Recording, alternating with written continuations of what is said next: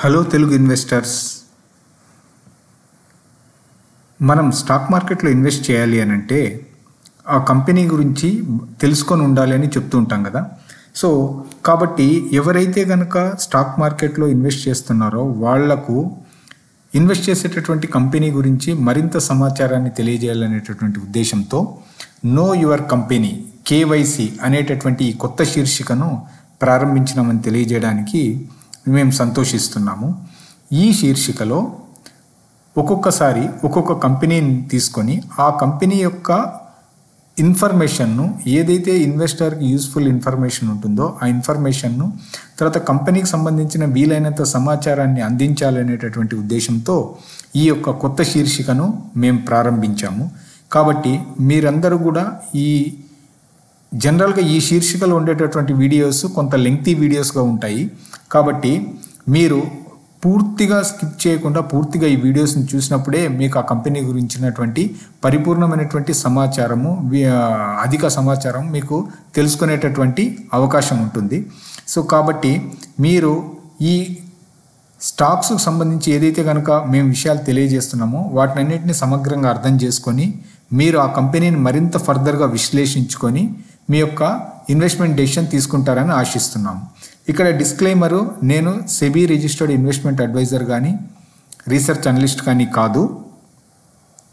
ఈ వీడియోలో మనం డిస్కస్ చేసినటువంటి కంపెనీ, తర్వాత ఆ కంపెనీ యొక్క వివరాలు అన్నీ కూడా కేవలం ఎడ్యుకేషన్ పర్పస్ మాత్రమే. ఎట్టి పరిస్థితుల్లో కూడా బై ఆర్ సెల్ రికమెండేషన్ కాదు. మీరు మీ యొక్క ఓన్ రీసెర్చ్ చేసుకున్న తర్వాత అవసరం అనుకుంటే మీ యొక్క ఇన్వెస్ట్మెంట్ అడ్వైజర్ని సంప్రదించి మీరు ఇన్వెస్ట్మెంట్కి సంబంధించినటువంటి నిర్ణయాలు తీసుకోగలరు. దీని బ్యాక్గ్రౌండ్ మనం చూసినట్లయితే 1980లో Rajyadhyaksha committee power sector reforms మీద తన యొక్క రిపోర్ట్ను సబ్మిట్ చేసింది. సో ఆ రిపోర్ట్లో వాళ్ళు ఏం సజెస్ట్ చేస్తారంటే భారతదేశంలో పవర్ సెక్టార్లో విస్తృతమైనటువంటి సంస్కరణలకు అవకాశం ఉంది, చేపట్టాలి అనేటటువంటి విషయాన్ని వాళ్ళు తెలియజేయడం జరిగింది.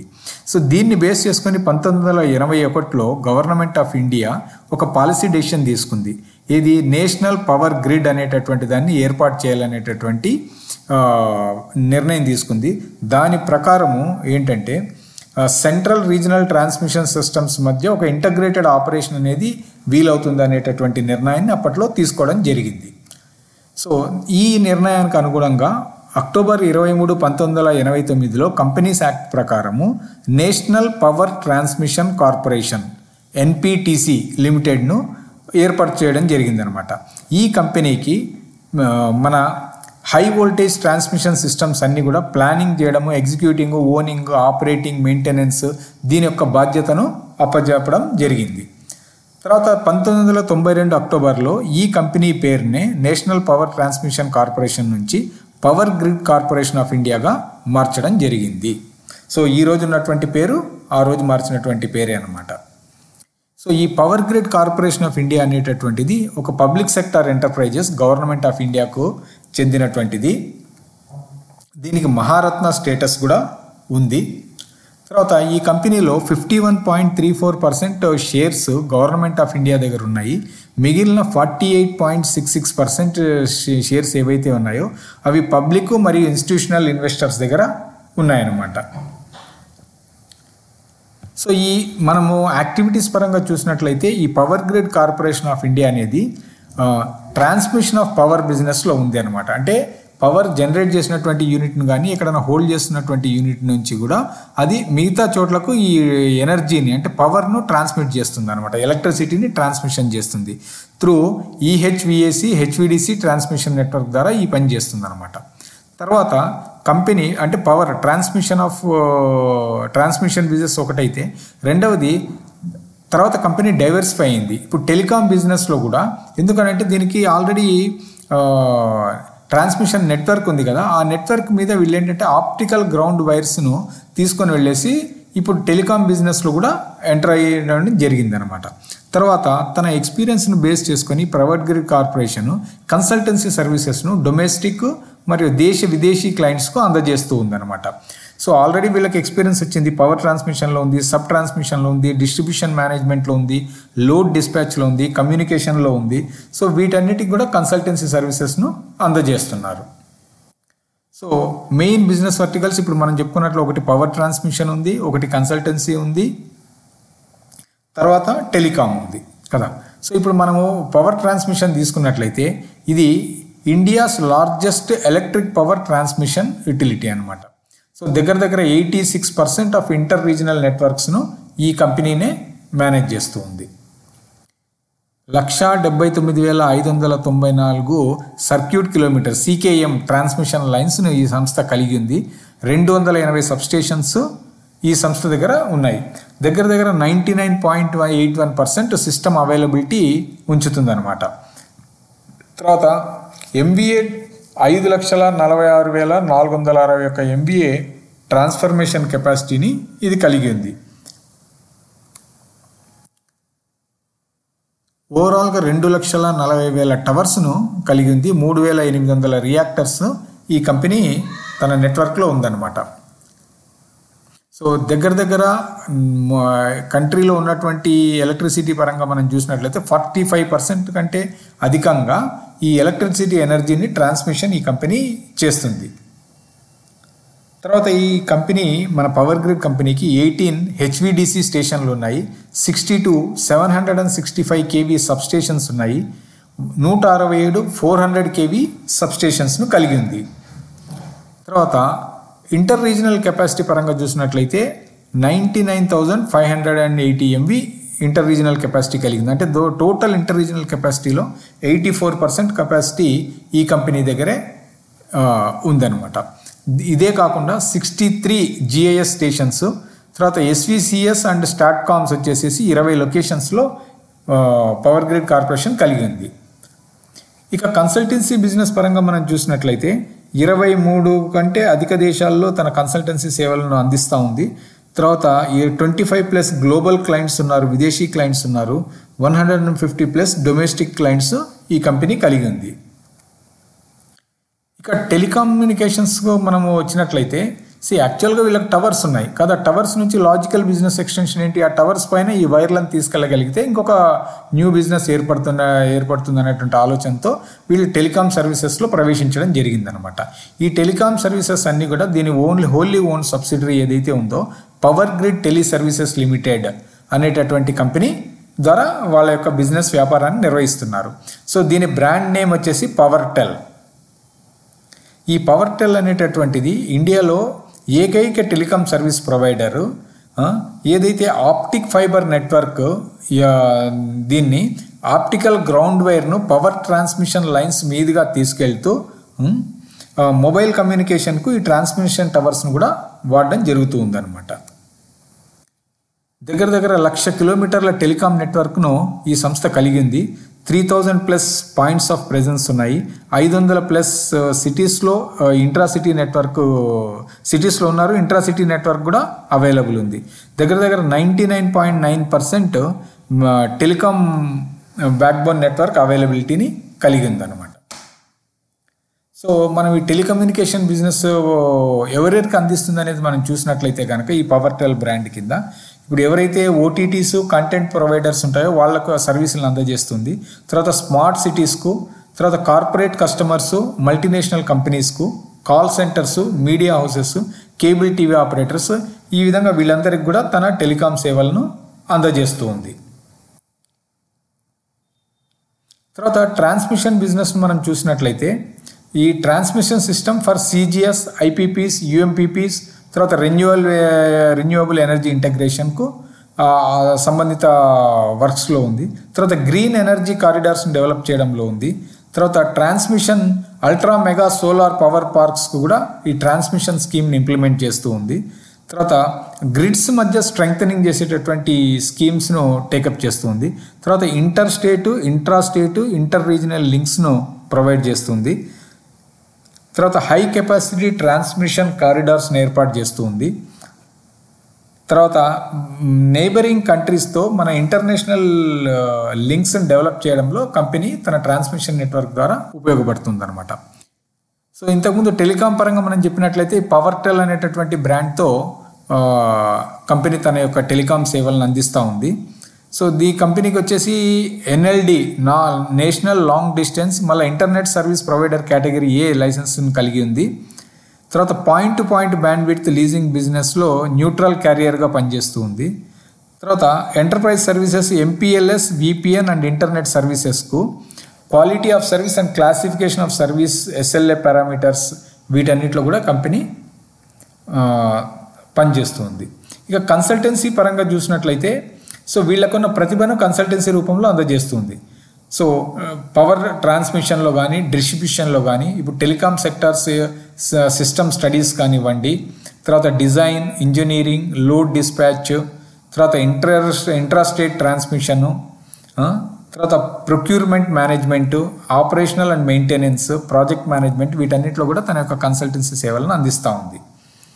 So intrastate transmission, smart grid projects, energy efficiency, energy audit, capacity building assignments వీటన్నిటిలో కూడా కంపెనీ తన సేవలను అందిస్తూ ఉంది.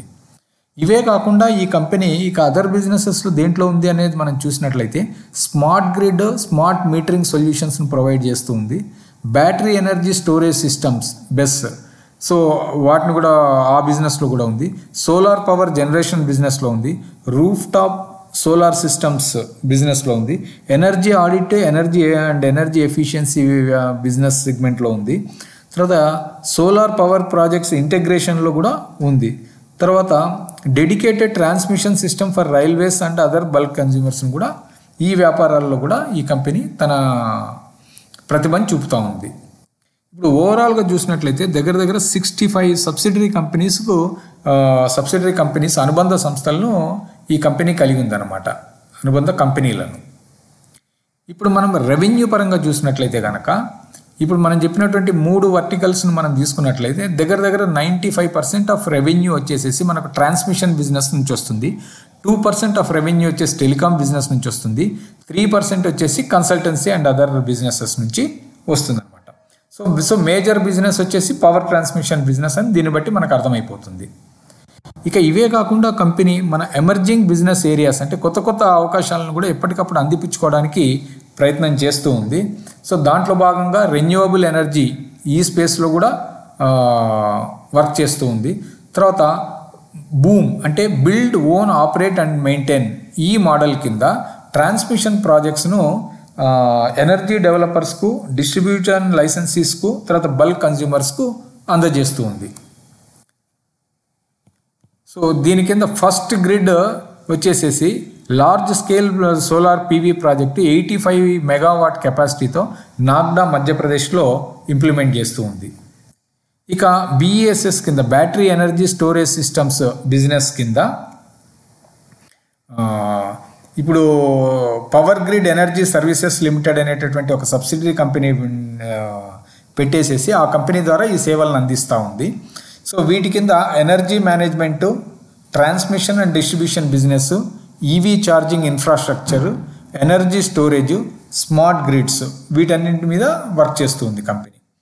ఇక అలాగే గ్రీన్ హైడ్రోజన్ ప్రాజెక్ట్స్ని కూడా డెవలప్ చేస్తుంది. పైలట్ ప్రాజెక్ట్ వచ్చేసి నీమ్రానా రాజస్థాన్లో పెట్టడం జరిగిందనమాట. ఇక డాటా సెంటర్స్ డెవలప్మెంట్ బిజినెస్లోకి కూడా ఈ కంపెనీ ఎంటర్ అయింది. సో మొదటి డాటా సెంటర్ను మానసార్, గురుగ్రామ్లో ఏర్పాటు చేస్తూ ఉన్నారు. ఇది మీకు తెలుసు, డాటా సెంటర్స్ అనేది ఇండియా యొక్క one of the prime requirements ఇప్పుడు, ఎందుకంటే అంతా డాటాతోనే వర్క్ కాబట్టి. సో డాటా సెంటర్స్ బయట దేశాల్లో కాకుండా ఇక్కడే ఉండేలా ఎంకరేజ్ చేయాలన్నటువంటి ప్రభుత్వ నిర్ణయానికి అనుగుణంగా కూడా డాటా సెంటర్స్ డెవలప్మెంట్ ప్రాజెక్టులోకి, బిజినెస్లోకి ఈ కంపెనీ ఎంటర్ కావడం జరిగింది. ఇక international long distance ILD bandwidth బిజినెస్లో కూడా ఈ కంపెనీ ఎంటర్ అయింది.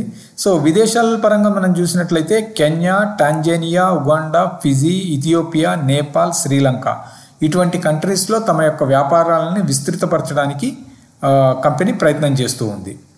ఇక క్యాపెక్స్ పరంగా చూసుకున్నట్లయితే కనుక ఈ FY25 ఇయర్లో 15,000 crore క్యాపెక్స్ను టార్గెట్ను కలిగి ఉంది. ఇక 2032 సంవత్సరం వరకు అయితే టోటల్ క్యాపెక్స్ అవుట్లే వచ్చేసి 2,07,500 కోట్ల రూపాయల క్యాపెక్స్ను కలిగి ఉంది.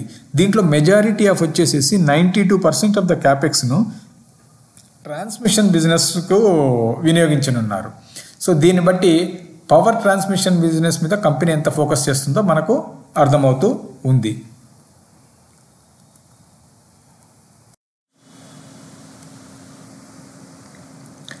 ఇక ఇప్పుడు మనము స్క్రీనర్లో కూడా కొన్ని ఇంపార్టెంట్ డాటా గురించి చూసినట్లయితే పవర్ గ్రిడ్ కార్పొరేషన్ ఆఫ్ ఇండియాకు సంబంధించి ఇప్పుడు మార్కెట్ క్యాప్ వచ్చేసి 2,74,648 కోట్లు ఉంది. కరెంట్ ప్రైస్ 295, హై వచ్చేసేసి 366, లో వచ్చేసి 258. స్టాక్ పిఈ చూసినట్లయితే 17.5, బుక్ వాల్యూ వచ్చేసి 99 రూపీస్, డివిడెండ్ ఈల్డ్ వచ్చేసి 3.81%. ROC return on capital employed మనకు 13.2%, ఆర్ఓఈ రిటర్న్ ఆన్ ఈక్విటీ వచ్చేసి 19%, ఫేస్ వాల్యూ 10 రూపీస్ షేర్ ఉందన్నమాట. ఇప్పుడు మనం 1 ఇయర్ పరంగా అంటే ఇక్కడ చూసినట్లయితే కనుక కంపెనీ 259 రూపీస్ నుంచి దగ్గర మనం జనవరి నుంచి చూసుకున్నట్లయితే కనుక సో అంటే పీక్ ఆఫ్ 365కి వెళ్ళేసి మళ్ళీ ఇప్పుడు దగ్గర 295 రూపీస్లో ఈరోజు అవైలబుల్ ఉంది. 295 రూపీస్ 35 పైస్. సో అదే మనం 3 ఇయర్ పీరియడ్ చూసినట్లయితే మనం తీసుకున్నట్లయితే కానీ 157 రూపీస్ నుంచి ఇప్పుడు దగ్గర 300 రూపీస్ స్టాక్ ప్రైస్ ఉంది అనమాట.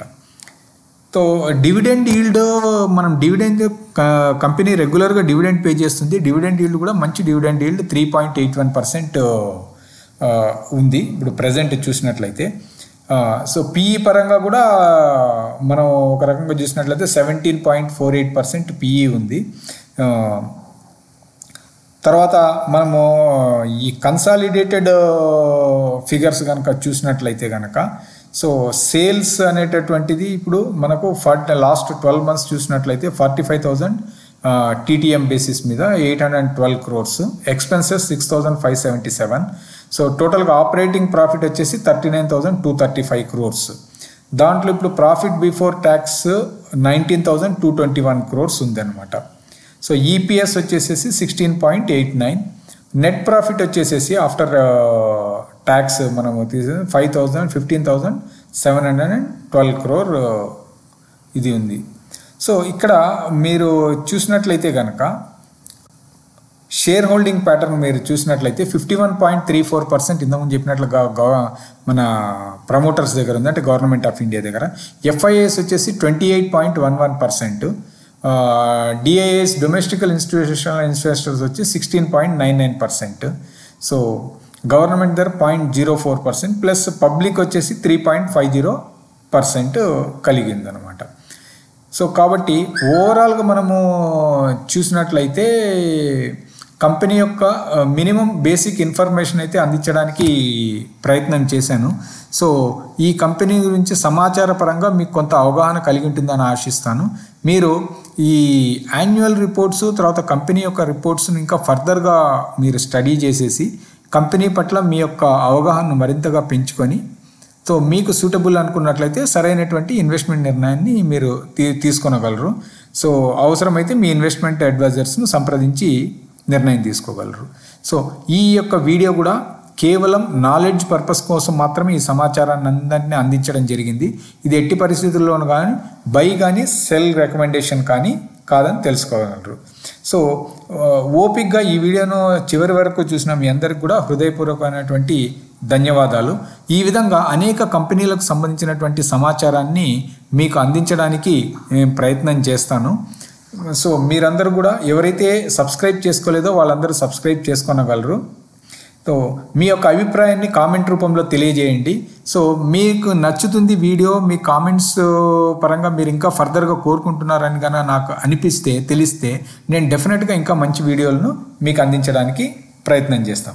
దయచేసి మిగతా వాళ్ళకు కూడా ఉపయోగపడుతుంది అనుకుంటే షేర్ చేయండి, లైక్ చేయండి, కామెంట్ చేయండి, సబ్స్క్రైబ్ చేయండి. Thank you very much.